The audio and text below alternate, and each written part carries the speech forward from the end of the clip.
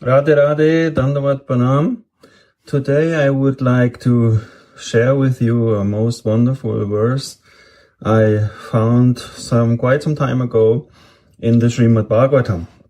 I have here the third canto, the edition of His Holiness Bhanu Swami with the Sarartha Darshini commentary by Srila Vishwanath Chakravarti Thakur. It is most wonderful done.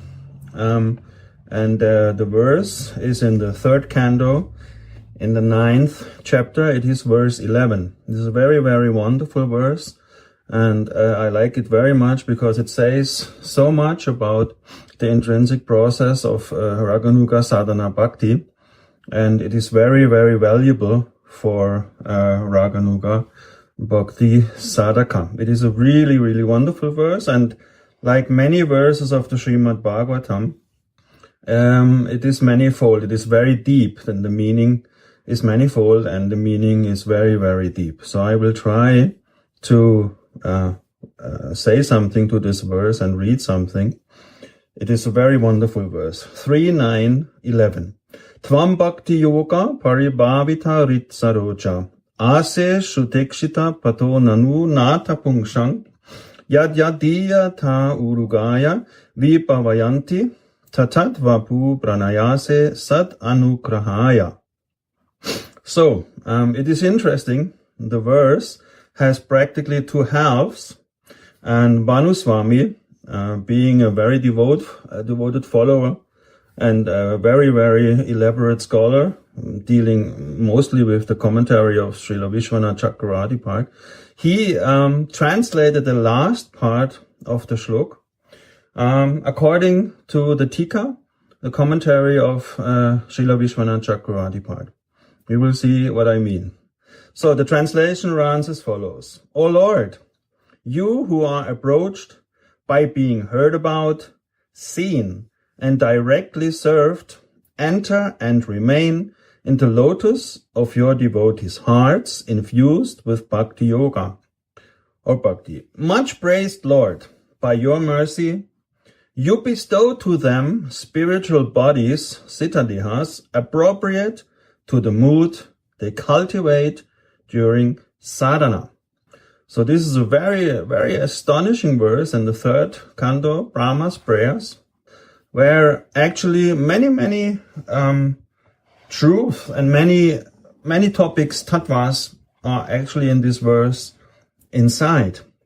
So I will read the commentary of Srila Vishwanath Chakravarti Thakur, and then we will see that actually the sentence, much praised Lord, by your mercy you bestow to them spiritual bodies appropriate to the mood they cultivate during sadhana, has also another meaning, can also be translated in a very different way, but actually they fit together very nicely. Commentary. Bhakti, even without jnana, delivers one from material existence. But more than that, by bhakti, the Lord becomes dependent on the devotee. This is most wonderful. We heard this many times that actually bhakti can really make the bhakti can make the Lord so that the Lord will depend on the devotee. The Lord will love us so much that he will never leave our heart. This is a promise also Krishna makes in the Bhagavad Gita, that the devotee will never perish. So, then the next line, but more than that, by bhakti, the Lord becomes dependent on the devotee. That is the special sweetness of the love of the Lord. Bhavita means infused with. Amara Kosha dictionary says Bhavita means infused. In all three genders. You sit on the lotus in the devotees' hearts infused completely with bhakti. Or the phrase can mean in the devotees' hearts manifested by bhakti yoga. Bhavita is the past participle form, so it has been accomplished. Bhakti is the cause of the Lord's manifesting himself.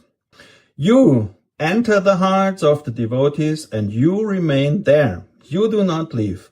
This is confirmed in the 3rd canto, chapter 9, the 5th verse, which is before, we can read before. Na paishinata hridayam buruhat svapungshang. You do not give up the lotus of the devotee's heart.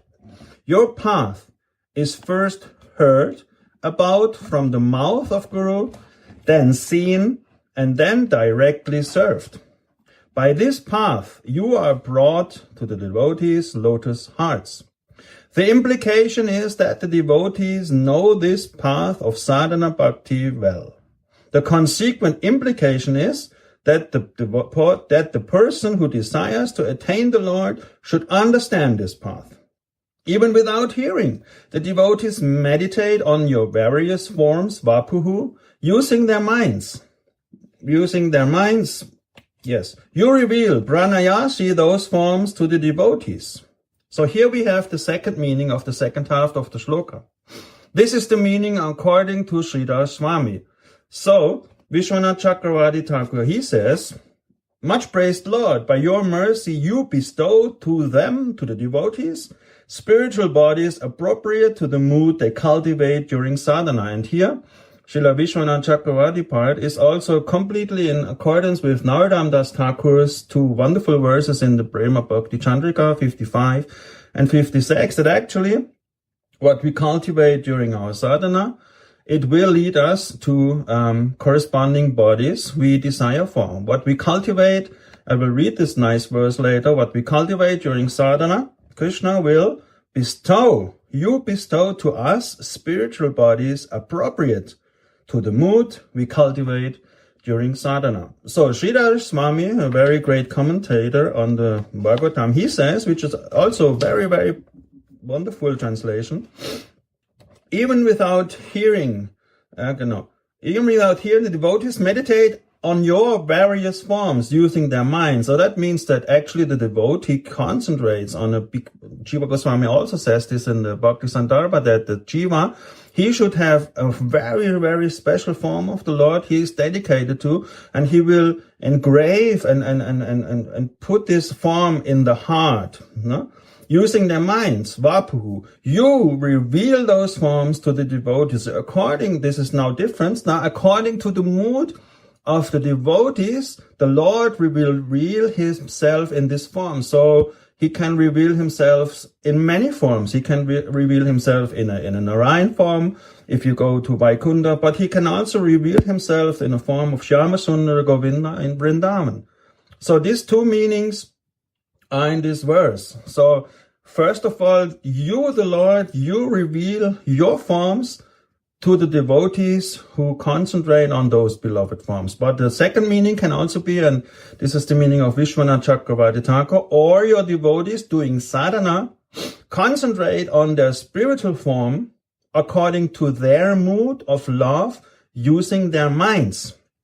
So that, and you have them attain pranayasi, their spiritual bodies. You become dependent on your devotee. So I find this is a very, very wonderful verse, and we can see that Sanskrit and all these shlokas are so deep and so elaborate that even if on the surface it may appear that these translations may differ, but actually they are very, very close together, because first of all, the Lord will reveal himself, his form, according to our taste, according to our desire, according to how we want to approach, and according to how our relationship should be. So this is very, very important in Bhakti Yoga, especially in Raganuga Bhakti, that without being fixed in knowing what relationship I want to have with the Lord, it is very, very difficult to establish a relationship in Bhakti. Without fixing ourselves in whatever relationship we want, it is very difficult to progress and to go through the stages of Bhakti. So we try to find out what is our mood and how do we want to love the Lord. So in Mahaprabhu, he came to give the world a very, very special love, the mood of the gopis of Vrindavan, Manjari Bhav Sadhana. So for us, Manjari Bhav Sadhana, sadhakas, this verse has also very, very, very deep meaning. So it confirms completely what Narottam Das Thakur is writing in Prema Bhakti Chandrika. I will come to this a little later. But also this verse and the Tika, it has fantastic points inside. For first of all, it is said that actually the hearts will be infused with bhakti. This is also a very, very deep point. It means that bhakti actually is not in the heart of the jivas. Bhakti is infused in the heart of the jivas. And by that infusion, the Lord becomes manifest, it is said here. You who are approached by being heard about, seen and directly served, enter and remain in the lotus of your devotees' hearts, infused with bhakti. So our hearts should be infused, our hearts should be a fertile ground for that manifestation to take place. So that means we do sadhana bhakti, raganuga sadhana bhakti, and we make our heart a fertile ground for that to happen so that bhakti can be infused in it. So bhakti comes from bhakti. Bhakti comes from bhakti. That means that actually bhakti is infused into our heart from someone who already has that wonderful bhakti. And this point is also made here very clearly. Bhakti is the cause of the Lord's manifestation himself. So Krishna enters the heart of the devotees, but the heart should be made fertile, should be made a suitable place. In Madhurya Kadambini also, Vishwanath Chakravarti part is saying that actually not the mind is the place where this bhakti takes hold. It is the heart, which is the seat of the soul, where this love and this takes hold. So in the heart, bhakti is infused from someone who has bhakti. And who is this? It is seen in this. Your path is first heard from the mouth of Guru, then seen, and then directly served. This is a wonderful tika in Guru Tattva. So Guru is giving us the seed of bhakti, the bhakti lata bija. He is giving us bhakti. He is infusing our hearts with his bhakti, and it is up to us to cultivate that wonderful field and to make it fertile, that the creeper of bhakti can grow very strongly and very nicely. So bhakti is infused into our hearts from Sri Guru, and it is heard from the mouth. And then interestingly, it is said, it is seen and then directly served. Of course, this is now according to the sanskaras of the sadhaka. This can be a huge time span, this can be a middle time span, this can be a short time span. But first of all, it is heard from the mouth of Sri Guru. And how this is starting? It starts with Diksha. So the Guru is giving us bhakti, and he is giving us the way, the path, sadhana, raganuga, bhakti sadhana, by the Diksha mantras, divya jnana. It is this knowledge about our relationship with our Ishtadev, with our beloved Thakurji, which we want to love and we desire to love, this particular form of the Lord and his consort Radhika, this particular mood we cultivate during our sadhana, and we follow what Gurudev is giving us through his instructions mainly, and most powerfully the Diksha mantras. The Diksha mantras establish this divya jnana, this beautiful knowledge. Who are we, and who are we in relationship to the divine couple? So this divya jnana enters into our heart by the mercy of Gurudev. This bhakti enters, and then it is up to us to come from achataruchi, not much taste, to chataruchi, to lots of taste. And then we go through the stages of bhakti, and then we come to this next, what is here said. It is seen and served directly. So first we hear about from the mouth of the Gurudev, and when we progress in our path of bhakti, we can actually come to a stage where we can perceive in visions and spurtis the path, and we can have experiences where we can see the path, and then when we attain Siddha Svarupa, we can directly serve. Directly serve means we have to attain Siddha Siddha, perfect Siddha. So we have to be perfected in our realization. Then we have this Svarup Siddhi attained, this perfection of our spiritual form attained, and then we can directly serve.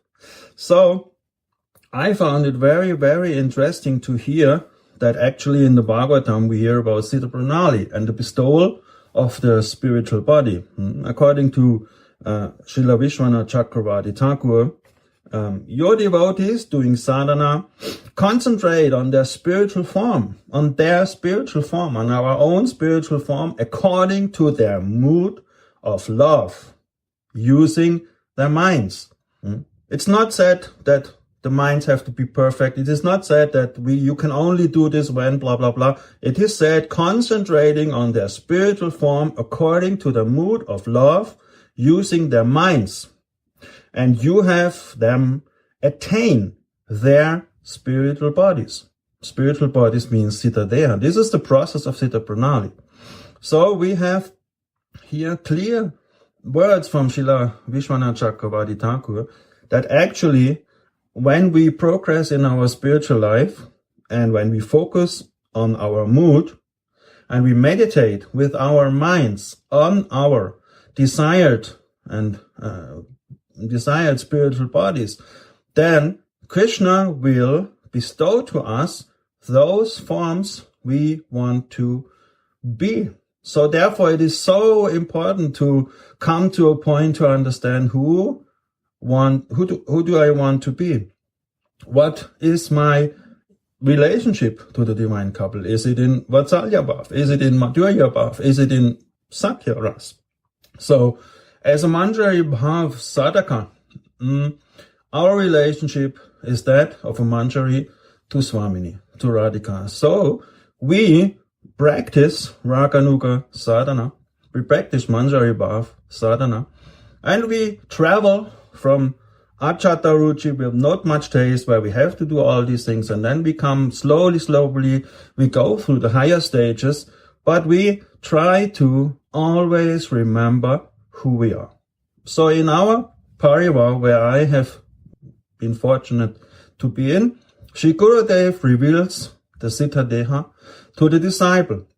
So many will say, man, Tarun, you are not very much advanced. What is, how can you now cope with something like Siddha Pranali and the Siddha Deha? It is true, I am not very advanced, and I cannot see my Siddha Deha, but it is very important for me personally to know about my spiritual body, and confirmed by a bona fide and Sadguru, it takes root in the heart, and it gives one a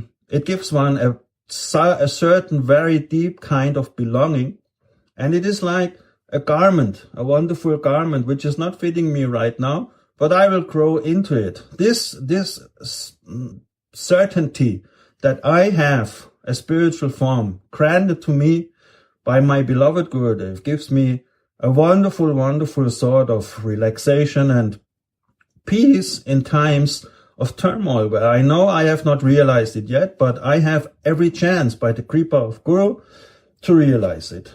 And here we have also the confirmation in the Srimad Bhagavatam by Srila Vishwanath Chakravarti part so wonderfully, that if we concentrate on our spiritual form according to my mood of love, using my mind, I can have that form, and Krishna will have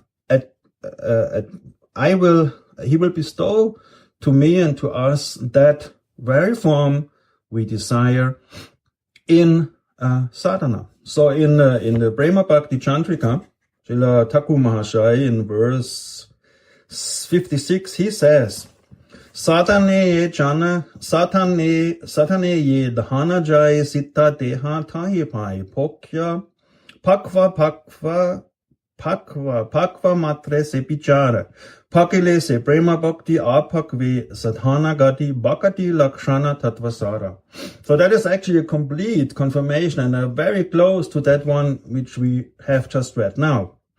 The translation goes like that: I will attain in my Siddha Deha the treasure that I long for during sadhana. Wonderful, no? What is said here by Vishwanath Chakravarti Thakur, and by actually Brahma is saying that Krishna will bestow to me that Siddha Deha I long for during sadhana. Here goes on. The only consideration is ripeness or unripeness. The unripe stage consists of the practices of sadhana.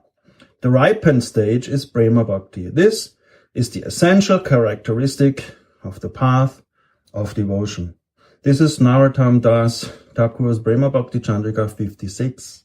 So it's very wonderful that we have not to be discouraged. It is all encouragement is there. It comes unripe, where we think about and meditate, and at one point it will be the ripened stage when we went through all these stages, Anartha, Nibhiti, Nishtha, Ruchi, Ashakti, Bhav, and then finally Prema. I find it so wonderful that all acharyas are always together making their points, and it fits wonderfully together. My Gurudev is saying in the Tika of that wonderful shloka, very nice points, I am just checking it. In the Gaudiya Vaishnav Sampradaya, Siddha Pranali is received from Sri Guru's lotus feet and contains the particulars of that spiritual body. No one should consider this to be imagined. It is eternal truth. Among those countless forms situated in Sri Bhagavan's abode, the Lord determines the particular body the Bhakta will receive. Exactly what we heard now in the Srimad Bhagavatam. Again, among those countless forms situated in Sri Bhagavan's abode, the Lord determines the particular body the Bhakta will receive. And now here we hear it in the Bhagavatam 3.9.11. How I will receive that? By the bestowal of Sri Krishna. It is bestowed. It is not inside my heart. It is not growing somewhere on a tree. Krishna will mystically and magically bestow to us a wonderful body appropriate to our cultivated mood during our sadhana. Krishna will bestow that to us. Among those countless forms situated in Bhagavan's abode, the Lord determines He determines because He knows our heart and He knows our desire, which particular body the Bhakta will receive. After being informed of that, through the power of meditation, Sri Guru gives that form, the information of that form, to the sadhaka as his Siddha Deha. At the time of sadhana, after establishing a sense of self in that body, the devotee must perform sadhana bhajan in it. When the sadhaka attains prema, he is blessed with direct seva in that very body. This is what we just read also here, heard, seen, and served directly, also from Thakur, Vishwanath Chakravarti Thakur in the Tika to the Bhagavatam verse. So it is just a question of being ripe and unripe. So that means we try that we come from a stage of unripe to a ripe. Like a mango is green, our sadhana is very green and hard and tough, but cultivation makes the mango and makes our heart ripe and fertile, and then all these things can happen in our hearts. So, of course, many now say, why Sri Gurudev has to be in the middle of this, like a messenger to reveal the Siddha Deha. It is a tradition going back to Chaitanya Mahaprabhu, who ordered Gopal Guru Goswami to make an elaboration on this process of Siddha Pranali. And he himself, Gopal Guru Goswami, entrusted that mission also to Dhyana Chandra Goswami Pad. And in our parivar, it is the tradition that Sri Gurudev, as a middleman, so to say, as the ambassador of the spiritual realm, a perfected soul himself, he receives that information and he gives that information to a fitting disciple. The disciple approaches in a very humble way, and then Sri Gurudev sees if the heart of the disciple is fit yet for that information, or if the disciple has to wait. So this is all up to Sri Gurudev. So I just found this verse very interesting of the Bhagavatam. It has so many deep points inside. Also that really, the first thing is the mouth of Gurudev. Shri Guru Mukha Padma Kyachititi Koriyo.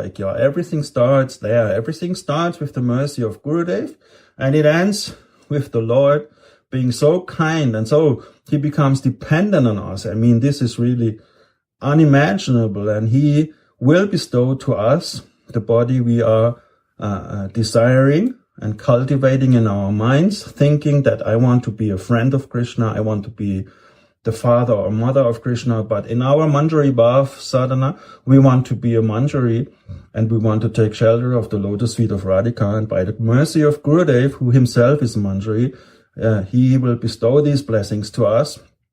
And we try to cultivate, we might try to make the heart a fertile ground for all this to take place. And this is a very much important point. Here it is also said that the devotee has to know the path very well. Very well. No? By this path, you are brought to the devotee's lotus heart.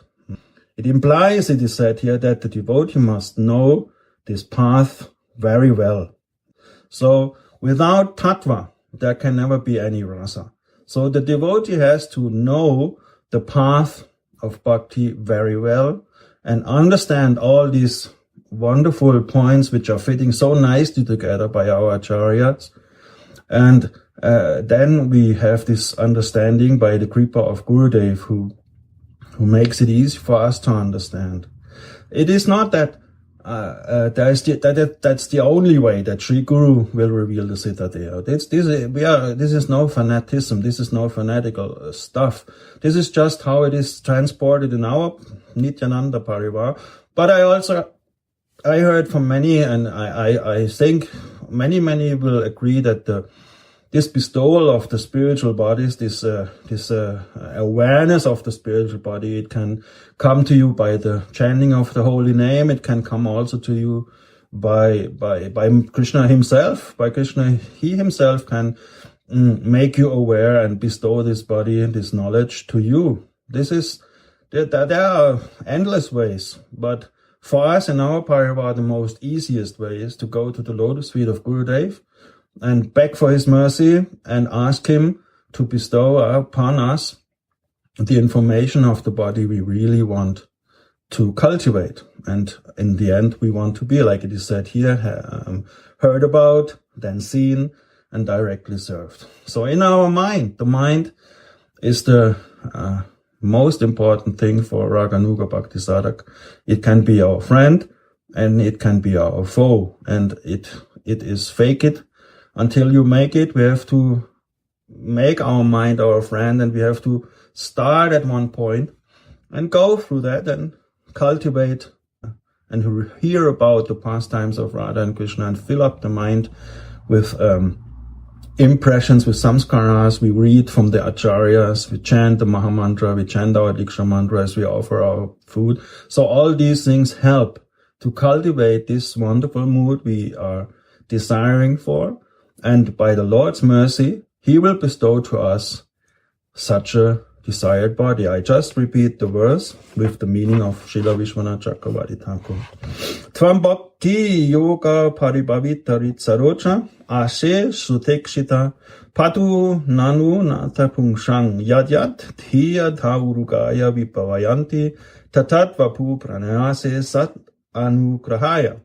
O Lord, you who are approached by being heard about, seen, and directly served, enter and remain in the lotus of your devotees' hearts infused with bhakti yoga.